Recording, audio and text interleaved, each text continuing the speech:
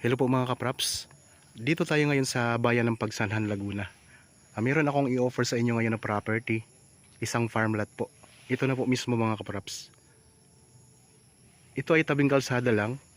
Ang direksyon na ito ay papunta sa town proper ng Pagsanhan. Nasa 5 to 6 minutes travel time lang po. Meron na ditong access ng kuryente at meron na rin pong access ng tubig. Bali ang property po mga kapraps ay tabi ng sementadong barangay road, tapos meron din siyang naka-corner po siya dito sa right of way ng mga property naman doon sa loob. Okay, baybayin lang po natin ang frontage. Bali ang kabuuang frontage po nito ay nasa 63 meters. Ito ay titled mga kapraps, at ang kabuuang sukat ng property na to ay 1.4 hectares.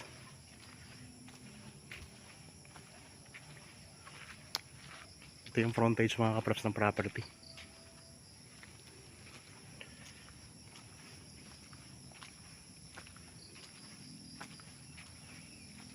Tapos sa mga tanim sa loob, yan, marami pong mga tanim to na prutas mga kapraps. May bakod na rin po ito na barbed wire. Yan. Ito yung bakod niya mga kapraps, pansamantala barbed wire. Pero pansamantagal na rin po yan kasi matibay naman yan mga kapraps.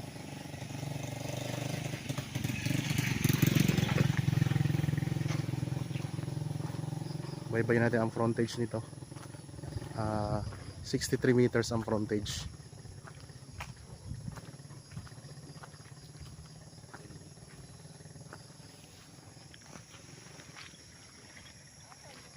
So, yun po.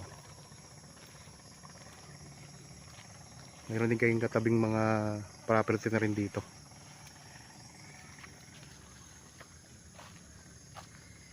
Pasok. Okay, pasok po tayo.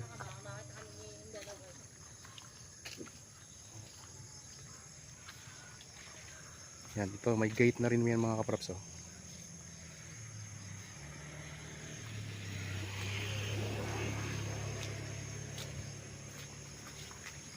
Yan, tingnan natin, libutin natin to para makita natin ang mga tanim dito. So meron siyang tanim na mga lansones, tapos may mga mangga, rambutan, patag na patag ang lupa. May mga carabao grass na rin yung yung lupa mga kapraps. Pwede pa kayo mag-alaga dito ng baka. Ayun, may baka. Oh.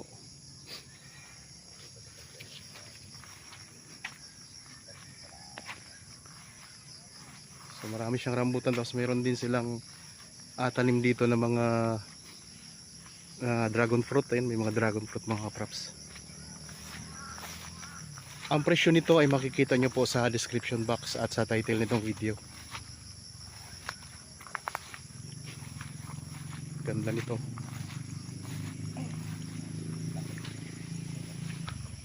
Kaso lang po itong mga dragon fruit ay kailangan ng palitan ng bago para mas maganda ang bunga.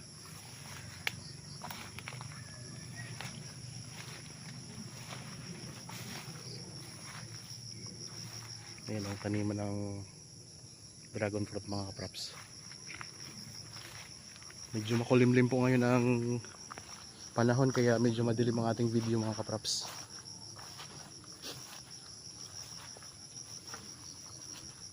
So kung sakaling nagustuhan nyo po ito, pwede kayong magpa-schedule sa amin ng actual viewing para makita nyo ito ng personal mga kapraps. At kayo na mismo ang makapag-decide kung gaano kaganda itong property. Daming rambutan.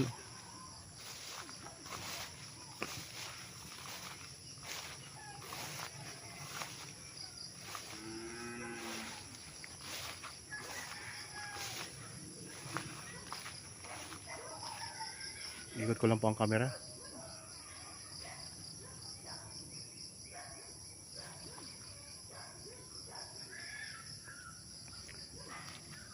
Bali mga kapraps, kung sakaling nagustuhan nyo to, kontakin nyo lang po kami sa mga contact details na ayan lang po sa inyong mga screen.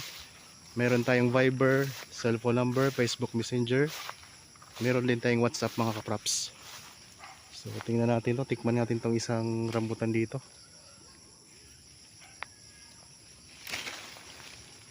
Ayan mga kaprops, nakakuha tayo ng rambutan. Salamat po sa nagbigay. So mga ano na lang to. Tapos na kasi ang harvest ng rambutan mga kaprops. Mga ano na lang to, natira.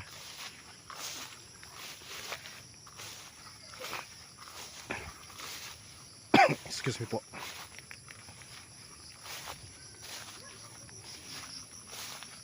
Meron ding mga tanim na ano, chiko. Pero mas marami siyang tanim na rambutan mga kaprops.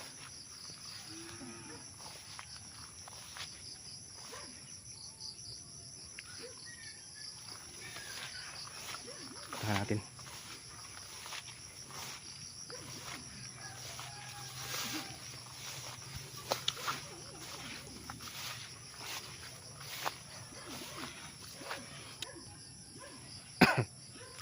So may bakod na rin to na barbed wire mga kaprops dito sa gilid.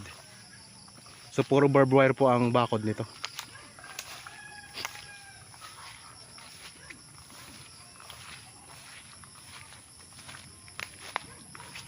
Dito sa may likurang bahagi, meron silang tanim din na langka at saka kaimito. Ayun.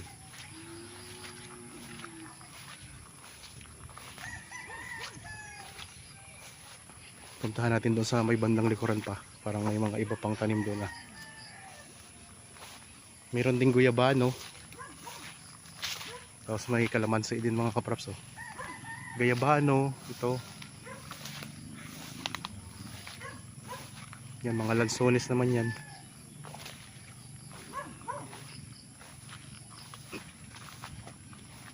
Ito yung mga lansones. May kasama po itong isang ano, bahay mga kaprops.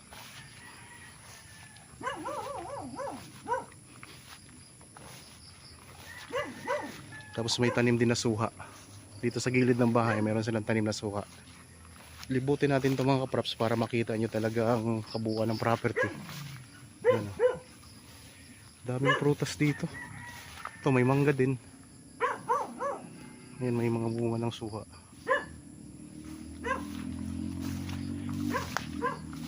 Ulitin ko lang mga kaprops, ang sukat nito ay 1.4 hectares. Ito ay titled property. Tapos dito mayroon ding tanim na mga durian. Ayan, mga durian yan mga kaprops. Maraming durian dito sa likuran.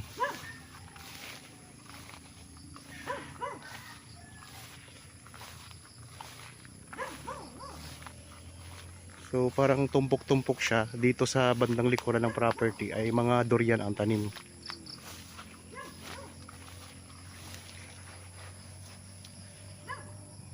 Ayan o. Ilang puno din to, maraming puno din to mga kaprops. Tapos meron din kay Mito pala. Ayan. So kung sakaling gusto mo nyo namang magtanim po ng mga dragon fruit, may nakahanda na po silang taniman ng dragon fruit mga kaprops. May mga poste na rin at saka may mga gulong oh. Kagaya nito. Ito yung dito gumagapang yung mga dragon fruit mga kaprops. Ayan. Pag nagtanim kayo ng dragon fruit, ready na yan. Pwede kayo ditong magtanim. Dragon fruit farm. Marami siyang nakahanda na para sa dragon fruit. Kaya di na kayo magpapaano ng poste, papagawa para gapangan ng puno ng dragon fruit mga kaprops. Daming durian oh. Tapos mga rambutan dito, mga rambutan uli. Ito mayroong kumpol ng rambutan oh. Kuha tayo. Ito naman ay mga lipas na kaya kanila natin to. Yung mga kaprops.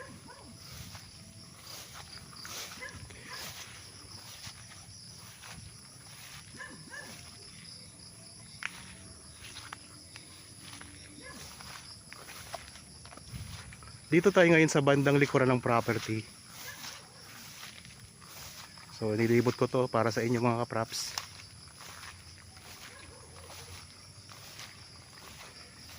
Yan, may mga langka din dito.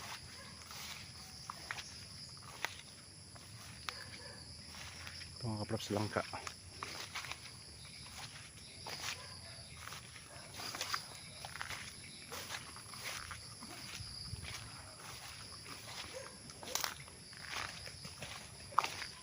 Dito may mga durian din, dami rin durian dito mga kaprops, oh.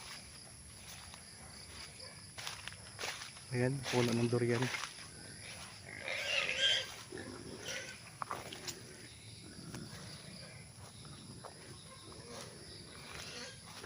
Dati pala meron sila ditong pigiri mga kaprops. Merong baboy ramo.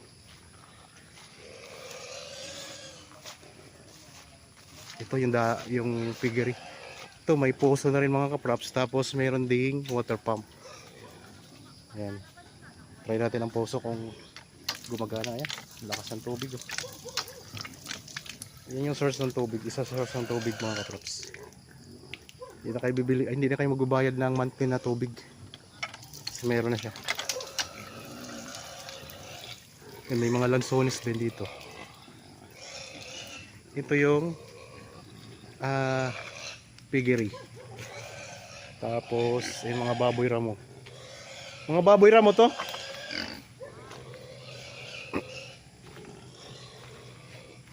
Yan.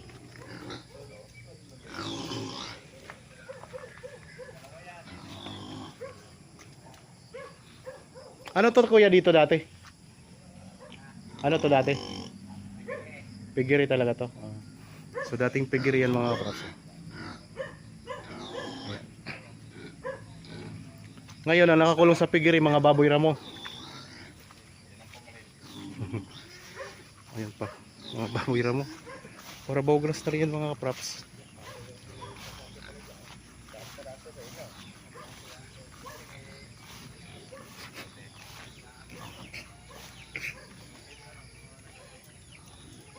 Di. Mga baboy ramo. Nagpapalay sila dito ng baboy ramo mga kaprops. Ayan pa.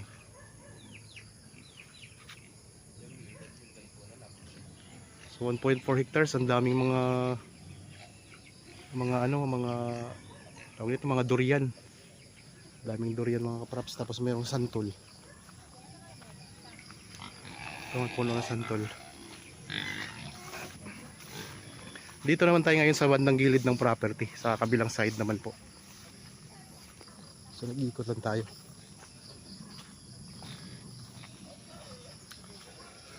Yung mga semento yan, yung dating piggery nila mga kaprops. So ngayon mayroon pa rin namang mga baboy, pero mga baboy ramo na siya. Nakakulong. Tapos may mga durian, oh. Mga puno ng durian ito.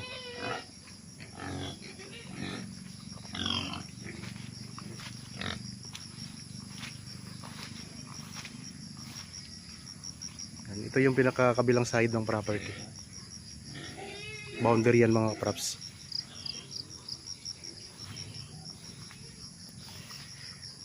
Ulitin ko lang mga kaprops ha, ang property na itong inikot natin ngayon, ito ay isang farmland na matatagpuan natin sa bayan ng Pagsanhan, Laguna. Nasa 5 minuto lang ang distansya nito sa town proper ng Pagsanhan. 5 to 6 minutes travel time. Pasok ang inyong sasakyan kasi tabing kalsada lang po. Yan mga kaprops, oh.